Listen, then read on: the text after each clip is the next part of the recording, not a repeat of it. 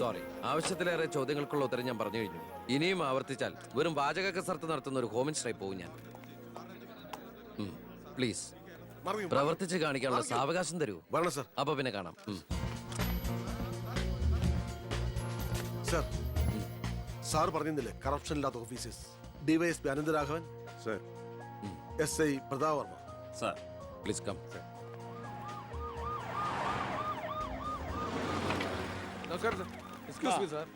ഈ മന്ത്രിസഭ കാലാവധി പൂർത്തിയാക്കും. ക്യാബിനറ്റ് മീറ്റിംഗ് കഴിഞ്ഞിട്ട് പറയാം. 5 കൊല്ലം ഞാൻ ഇവിടെ ഉണ്ട്. മീറ്റിംഗ് കഴിഞ്ഞിട്ട് പറയാം. മീറ്റിംഗ് കഴിഞ്ഞിട്ട് പറയാന്ന് പറഞ്ഞില്ലേ? എന്റെ പേഴ്സണൽ പ്രൊട്ടക്ഷൻ വിങ് എന്ന പേരിൽ സാറും സാറിന്റെ ഗ്രൂപ്പും എന്നോടൊപ്പം ഉണ്ടാവണം സർ. അത് പക്ഷെ എന്നെ പ്രൊട്ടക്ട് ചെയ്യാൻ വേണ്ടിയിട്ടല്ല, ഈ നാടിനെ പ്രൊട്ടക്ട് ചെയ്യാൻ എനിക്ക് നിങ്ങൾ ആവശ്യമാണ്. എന്നെക്കാൾ ഉയർന്ന റാങ്കുള്ള എനിക്ക് കമ്മ്യൂണിക്കേറ്റ് ചെയ്യാൻ എളുപ്പം സാറുമായിട്ട്. പണ്ട് ലാത്തി ചാർജുകൾക്കിടയിൽ സാർ പലവട്ടം എന്നെ ലാത്തിയുമായിട്ട് പരിചയപ്പെട്ടിട്ടില്ലേ സാർ? അതല്ല സർ, പിന്നെന്താ സാർ? ഒരു റിക്വസ്റ്റ് ഉണ്ട്. യെസ്. സാർ ഇനി എന്നെ സാറേന്ന് വിളിക്കരുത്. ഒരു മന്ത്രിയായെന്ന് കരുതി പെട്ടെന്ന് അപ്പനെ കയറി അവസരപ്പെട്ടാന്ന് വിളിക്കാൻ പറ്റുമോ? ഞാൻ സാറേന്ന് വിളിച്ച് ശീലിച്ചു പോയി. നാവ് അങ്ങനെ വഴങ്ങും സാറേ. ഗുഡ് മോർണിംഗ് ആ അയ്യർ സാർ. ഇവരുടെ പുതിയ പോസ്റ്റിംഗിന്റെ കാര്യം ഞാൻ DGയോട് ഇൻഫോം ചെയ്തിട്ടുണ്ട്. Please take necessary steps. Okay sir. Okay sure sir. Hello, ഞാൻ പൗത്രനാ.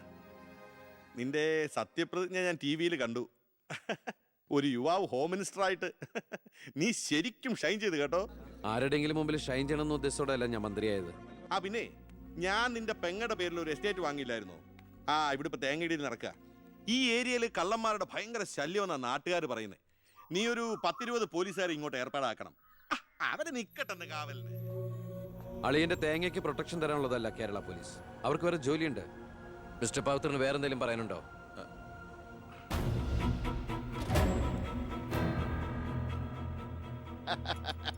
പല വകുപ്പുകളും കൈകാര്യം ചെയ്തിട്ടുണ്ടെങ്കിലും ആഭ്യന്തരം ഇതാദ്യ. മരുന്ന് പയ്യനല്ലേ, അവന് എക്സ്പീരിയൻസ് ഇല്ലല്ലോ. അതുകൊണ്ട് ഭരണമൊക്കെ ഞാൻ തന്നെയാ. ആയിക്കോട്ടെ, വിളിയോട് വിളി. അത് പിന്നെ വിളിക്കാതിരിക്കൂ. സാറിന്റെ ലേഖനം അപാരം. ഇനി അങ്ങോട്ട് ശുക്രദേശയാ. തട്ട് ചെണ്ടയ്ക്കും തുട്ടുമാരാർക്കും. അങ്ങനെ ഞാൻ ഉദ്ദേശിച്ചത് മന്ത്രിയായതിന്റെ ചെണ്ടോട്ടും ആഘോഷവും. ഇരിക്കേ, അച്ഛാ ഒരു മിനിറ്റ്. അനുഗ്രഹം മേടിക്കാനായിരിക്കും. ആയിക്കോട്ടെ ആയിക്കോട്ടെ. അച്ഛൻ അവിടെ ഇരിക്കേ. ഇത് മന്ത്രിയുടെ കസേരയല്ലേ? ഇവിടെ ഇരിക്കേണ്ട ഞാൻ ഇവിടെ ഇരുന്നില്ലെങ്കിൽ അവിടെ പട്ടി കയറി ഇരുന്ന് ഇറങ്ങി. ഞാൻ ഉദ്ദേശിച്ചത് ഒരു ബനാന ടോക്കാണ്. പഴഞ്ചൊല്ല് ഷോ കയ്യിൽ നിന്ന് പോയി. ഉണ്ടായിരുന്നു. അച്ഛൻ ഒരുപാട് കൊല്ലായിട്ട് ഈ നാടിനു വേണ്ടി കഷ്ടപ്പെടുന്നതല്ലേ? ഇനി കുറച്ചു കാലം റെസ്റ്റ് എടുക്ക്. നമുക്ക് ആരോഗ്യമൊക്കെ നോക്കണ്ടേ? അതെ അതെ, മകൻ ഇവിടെ ഹോം മിനിസ്റ്റർ ആകട്ടെ. അച്ഛൻ ഇനി കുറച്ച് നാള് ഹോമിലെ മിനിസ്റ്റർ ആകട്ടെ. വേണ്ടല്ലേ? അമ്മേ, ഞാൻ ഓഫീസിൽ എത്തിയുള്ളൂ. പിന്നെ അച്ഛൻ അങ്ങോട്ട് വരുന്നുണ്ട്. കുറച്ചു കാലം അവിടെ കാണും. സന്തോഷായില്ലേ? അച്ഛന് ഇഷ്ടപ്പെട്ട ആഹാരങ്ങളൊക്കെ ഉണ്ടാക്കി കൊടുക്കണം. പാലടയും പ്രഥമനൊക്കെ ആയിക്കോട്ടെ. വേണമെങ്കിൽ വീട്ടിലൊരു ATM കൗണ്ടർ ഞങ്ങൾ ഏർപ്പാടാക്കി തരാം. ATM? അതെ, എനി ടൈം മദ്യം. ചുമ്മാ അടിച്ച് വീലായിട്ട് വാള് വെച്ചോട്ടെ സാർ. ഇനിയിപ്പോ ആര് ചോദിക്കാൻ? എന്തിനാ സാർ എന്ന് സമയം കളയുന്നേ? ഇപ്പൊ പോയ സന്ധിക്കുമ്പോ വീട്ടിലെത്താം. ഇവിടെ ഞങ്ങൾക്ക് 100 കൂട്ടം പണികളുണ്ടെന്നേ. അച്ഛനോട് നിന്നാലേ നമ്മുടെ പണി നടക്കത്തില്ല. ഓ, എന്തൊക്കെ ആഗ്രഹങ്ങളായിരുന്നു. പോകുന്ന പോക്ക് കണ്ടില്ലേ? CPU പോയ കമ്പ്യൂട്ടറിനെ പോലെ. സർ, കളക്ടർ ഗോപിനാഥൻ കാണാൻ വന്നിട്ടുണ്ട്. വെയിറ്റ് ചെയ്യാൻ പറയൂ. കുറെ നേരമായി വെയിറ്റ് ചെയ്യുന്നു സർ. കുറച്ചേരം കൂടി വെയിറ്റ് ടയർ സാറേ. Okay sir. ഇയാൾ ആരാ? സ്വാമിനാഥൻ അയ്യർ, M.Com LLB, എന്റെ PA. അയ്യോ, അപ്പൊ ഞാനോ? താൻ വേറെ 8ാം ക്ലാസ്സും കുസ്തിയില്ല. അപ്പൊ എന്റെ പോസ്റ്റ്? എടോ, നിന്ന നിൽപ്പിൽ മറുകണ്ഠം ചാടിയ തന്നെ ഞാൻ എങ്ങനെ വിശ്വസിക്കാനാ? ഇനി തിരി അങ്ങോട്ട് അവിടെ വിശ്വസിക്കില്ല. അതെന്റെ കുറ്റമല്ല. ഞാൻ എന്ത്? താനെന്തെങ്കിലും ചെയ്യും. അയ്യോ,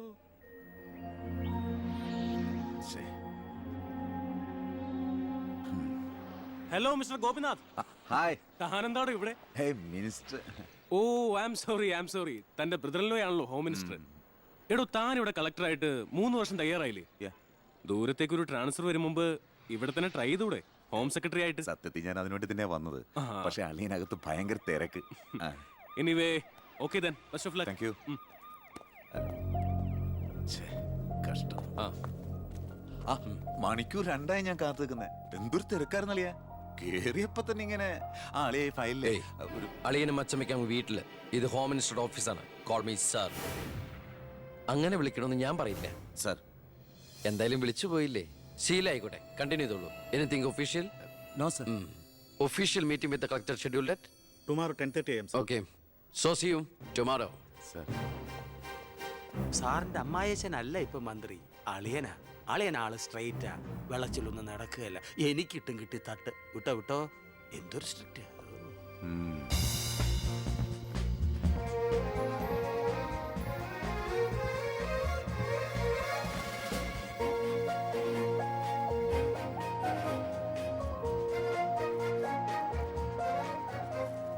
welcome to police conference. Please come sir.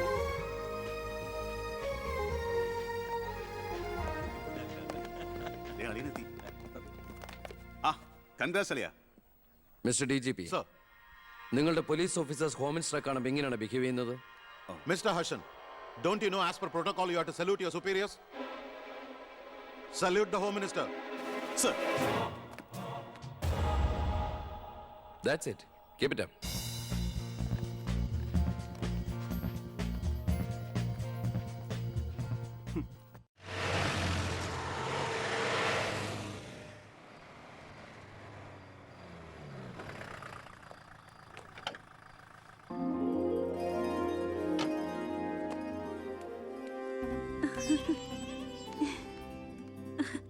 ഏട്ടാ അമ്മേ, എന്താടി? വാ മോനെ. ഏയ് ഇരിക്കിരിക്കേ, ബഹുമാനൊക്കെ ഓഫീസിൽ മതി. ആര് ബഹുമാനിക്കുന്നു നിന്നെ? ഓ, ഒരു മന്ത്രി. ഞങ്ങൾ കുറെ മന്ത്രിമാരെ ചെറുപ്പം മുതൽ കണ്ടിട്ടുള്ളതാ. അച്ഛൻ മന്ത്രിയായിരുന്നപ്പോ വീട്ടു സാധനങ്ങൾ വാങ്ങുന്ന തൊട്ട് അടുക്കളപ്പണി വരെ ചെയ്യിച്ചിട്ടുണ്ട് നിന്റെ ഈ പോലീസുകാരെ കൊണ്ട്. അല്ല പെങ്ങളെ, അച്ഛനെ ഇങ്ങനെ വഴക്ക് പറയാനായിട്ട് എന്താ ഇവിടെ ഇപ്പൊ ഉണ്ടായേ? അച്ഛൻ ഇപ്പൊ മന്ത്രിയല്ലെന്നും പറഞ്ഞ് അച്ഛന്റെ മെക്കിട്ട് കയറിയണ്ടല്ലോ. ഒരു മകൻ എന്ന നിലയിൽ ഞാൻ സഹിക്കില്ല കേട്ടോ. ഞാൻ നിന്നോടാ പറഞ്ഞത്. നിന്റെ 5-6 പോലീസുകാരെ ചോദിച്ചപ്പോ നീ പവിയനെ അപമാനിച്ചില്ലേ? ഓ, റൂട്ട് അങ്ങോട്ടാണോ? എന്നാ നീ ഒന്നോർത്തോ, തുമ്മിയാ തെറിക്കുന്ന മൂക്ക നിന്റെ ഈ മന്ത്രിക്കുപ്പായം. പക്ഷെ പവിയേട്ടൻ എന്നും കാണും ഈ IPS പദവി. എന്റെ പെങ്ങളെ, ഏത് കൊമ്പത്ത് IPS കാരനായാലും ഒരു മന്ത്രിയെ കണ്ടാ ദാ ഇങ്ങനെ നിക്കണം. അതാണ് കുഴപ്പം. സംശയം ഉണ്ടെങ്കിൽ ASP എളിയനോട് ചോദിച്ചോക്ക്. എന്റെ പവിയളിയാ, പെങ്ങൾക്ക് ഈയിടെയായിട്ട് പൊതുവിജ്ഞാനം വളരെ വളരെ കുറവായിട്ട് വരികയാണ്. വന്നോ? ആ, എവിടെയായിരുന്നു? ഞാൻ നിന്നോട് 2 ചോദിക്കണമെന്ന് വിചാരിച്ചിരിക്കായിരുന്നു. എന്റെ ഭർത്താവ് നിന്നെ സാറേന്ന് വിളിക്കണം അല്ലേടാ? അയ്യയ്യേ, എന്താ അളിയന്മാരൊക്കെ ഇങ്ങനെ കൊച്ചു കുട്ടികളെ പോലെ ചീപ്പാവണേ? ഇതൊക്കെ വീട്ടിൽ വന്ന ഭാര്യമാരോട് പറഞ്ഞ അതിന്റെ മോശം നിങ്ങൾക്കല്ലേ അളിയന്മാരെ? എന്താ ASP എളിയാ? ഞാനൊന്നും പറഞ്ഞിട്ടില്ല. അശ്ശോ, ഇപ്പൊ തന്നെ ഇവിടെ എല്ലാരും മനസ്സിലാക്കില്ല അവിടെയും എന്തൊരു കഥയുണ്ടെന്ന്. അല്ല, എന്റെ പെങ്ങന്മാരാണോ അളിയന്മാരാണോ ഇവിടെ പെണ്ണുങ്ങള്?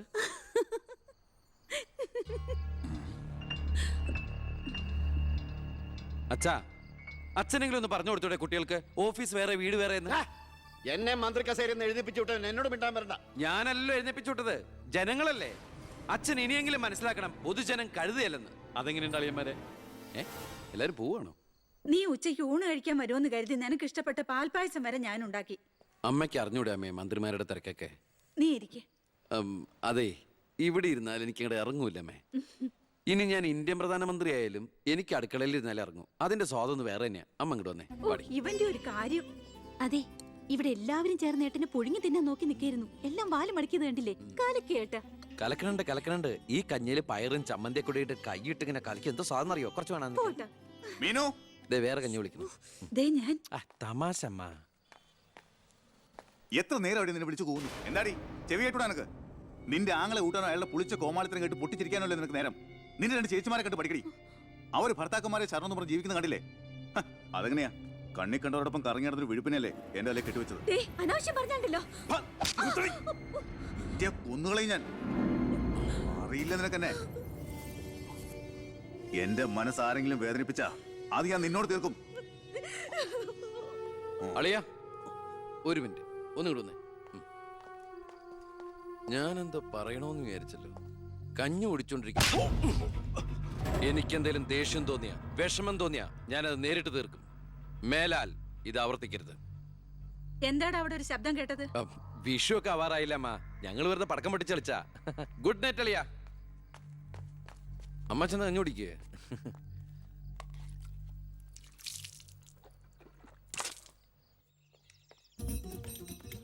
പത്രം വായിച്ചില്ലയോ? പുതിയ ആഭ്യന്തരമന്ത്രിയുടെ കൽപ്പന.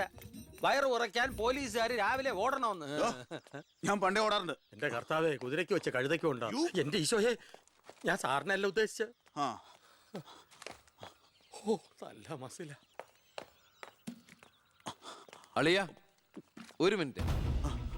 അയ്യോ, അതിനല്ല. എന്ത് ചെയ്യാനാ? നിങ്ങളുടെയൊക്കെ കഷ്ടകാലത്തിന് ഞാൻ ഇവിടുത്തെ ആഭ്യന്തരമന്ത്രി ആയിപ്പോയി. അല്ലേ അളിയ? അളിയൻ ഇനിയും ഡ്യൂട്ടിക്കിടയിൽ എന്നെ കാണേണ്ടി വരും. എന്നെ സല്യൂട്ട് ചെയ്യേണ്ടിയും വരും. തെറ്റ് കണ്ട ഞാൻ എന്തെങ്കിലും പറയുകയും ചെയ്യും. ആ അരിശം മുഴുവൻ അളിയൻ വന്ന് പെങ്ങളെടുത്ത് തീർക്കും. അത് കണ്ട ഞാൻ തിരിച്ചടിക്കും. അങ്ങനെ അടിയും തിരിച്ചടിയൊക്കെ ആയിട്ട് പോണ്ടതാണോ അളിയ നമ്മുടെ ഈ മാതൃകാ കുടുംബം? ഒന്നുമില്ലെങ്കിലും നമ്മൾ അളിയനും അല്ലേ അളിയ. അതുകൊണ്ട് ഞാൻ ഇരുത്തി ചിന്തിച്ചൊരു തീരുമാനം എടുത്തു. സെൻട്രൽ ഹോം ഡിപ്പാർട്ട്മെന്റിലേക്ക് അളിയനൊരു ട്രാൻസ്ഫർ ഓൺ ഡെപ്യൂട്ടേഷൻ. ദാ ഓർഡർ. നാളെ തന്നെ ജോയിൻ ചെയ്യണം. All the best. എങ്ങോട്ട്? ബീഹാറിലേക്ക്. ബീഹാറിലേക്കോ?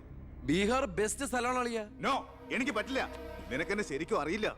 എന്താ അളിയ ഇങ്ങനെ ചില തെണ്ടി പിള്ളേരെ പോലെ? ഇത് ഗവൺമെന്റ് ഓർഡർ അല്ലേ, അത് ഹോം മിനിസ്റ്റർ നേരിട്ട് തരുന്നത്. അനുസരിച്ചേ പറ്റൂ. എന്താ ഇവിടെ?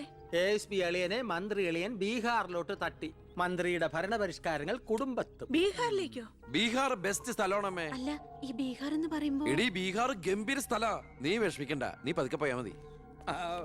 പേടിക്കാനൊന്നുമില്ല സാറേ. അവിടെ ചെന്ന് ലല്ലു പ്രസാദുമായി ഒരു ടൈപ്പ് ഉണ്ടാക്കിയാൽ കുശാലല്ലേ കുശാൽ. അയ്യോ ചേടാ, കുടുംബത്തൊരു മന്ത്രി ഉണ്ടായാൽ അതുകൊണ്ട് ഗുണം ഉണ്ടാകേണ്ടത് കുടുംബക്കാർ. ഇതിപ്പോ അളിയന് വേണോ ഗുണം? അളിയന് ഈ ചിറാപ്പുഞ്ചി എങ്ങനെയാ? ചിറാപ്പുഞ്ചി? ആ ചിറാപ്പുഞ്ചി ബെസ്റ്റ് സ്ഥലമാണ് അളിയ. അവിടെ IAS കാർക്ക് എന്താ ഡിമാൻഡ് എന്നറിയോ? നമുക്കൊരു കൈ നോക്കിയാലോ? നീ ബ്രേക്ക്ഫാസ്റ്റ് അമ്മ പേടിച്ചു പോയോ? നമുക്ക് അച്ഛനെ നാഗാലാൻഡിലേക്ക് തട്ടിയാലോ? പോടാ അവിടുന്ന്. ഏ?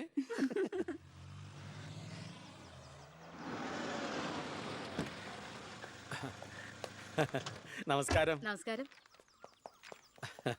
Good morning. Good morning. മനസ്സിലായില്ലേ? മേഴ്സി വർഗീസ്, ഇവിടുത്തെ ഫേമസ് പബ്ലിക് പ്രോസ്റ്റിറ്റ്യൂട്ടാ. പഴയ ജോലിയൊക്കെ നിർത്തി ഇപ്പൊ അച്ഛന്റെ കേസ് മാത്രമേ എടുക്കൂ. കൂടെ കയറിയങ്ങ് പോ. വൃത്തിയിട്ടവനെ, താനാ പറഞ്ഞതിന്റെ അർത്ഥം എനിക്കറിയോ? വേശ്യെന്നാ. മാഡം അറിയാതെ നാ ഒന്ന് പിഴച്ചു പോയതാണ്. മാഡം എന്റെ സ്വന്തം അമ്മയെ പോലെയാണ്, അല്ല, സ്വന്തം ഭാര്യയെ പോലെയാണ്, പെങ്ങളെ പോലെയാണെന്നാണ് ഞാൻ ഉദ്ദേശിച്ചത്. എന്താ ഇവിടെ ബഹളം? കയ്യും കബളും കൂടെ കൂട്ടിമുട്ടിയതാ. ഓ, ഈ കള്ളനായിരുന്നോ? ഞാൻ കള്ളനല്ല, കള്ളന് കഞ്ഞി വെച്ചു. സെക്യൂരിറ്റി, തൂക്കിയെടുത്ത് പുറത്താക്കണോ ഇവനെ? ഞാൻ ഉദ്ദേശിച്ചത് ഇയാൾ ഒന്നും ഉദ്ദേശിക്കണ്ട. മേലിൽ മുറ്റത്ത് കാലി കുത്തിപ്പോരുത്. ഞാൻ ഈ കാല് എന്റെ ഉദ്ദേശങ്ങളൊന്നും പഴയതുപോലെ ഫലിക്കുന്നില്ലല്ലോ. തെളിവുകളും സാക്ഷിമൊഴികളും അനുകൂലമാണെങ്കിൽ പിന്നെ ഒന്നും പേടിക്കാനില്ല. സെൽഫോൺ ഒരു പ്രധാനപ്പെട്ട തെളിവല്ല. അതിലേക്ക് ആർക്ക് വേണമെങ്കിലും വിളിക്കാം, തിരിച്ചും വിളിക്കാം. പക്ഷേ ശാരിയുടെ സാക്ഷിമൊഴി പ്രധാനമാണ്. അതിലൂടെ മാത്രമേ വെട്ടൂർ ശിവനും ഈ കൊലയും തമ്മിലുള്ള ബന്ധം വാദിഭാഗത്തിന് തെളിയിക്കാൻ പറ്റൂ. ഈ വെട്ടൂർ ശിവൻ നിരപരാധിയാണെങ്കിൽ അച്ഛനും നിരപരാധിയാണ് അല്ലേ മാഡം? അതെ. അപ്പോ എങ്ങനെയും ശാരിയുടെ മൊഴി നമുക്ക് അനുകൂലമാക്കണം. അച്ഛൻ ആ കുട്ടിയോടൊന്ന് സംസാരിച്ചാ? ഓ, ഇവിടുത്തെ പഴയ ബാല്യക്കാരുടെ മോളാ അവള്. ഇനി ഞാൻ അവളെ കാല് പിടിക്കണമെന്ന് പറഞ്ഞാ? അച്ഛാ, ഇപ്പൊ ആവശ്യം നമ്മുടെതാ. അവൾ അനുസരിക്കും. അതിനുള്ള തന്ത്രങ്ങളൊക്കെ അച്ഛൻ അറിഞ്ഞൂടെ?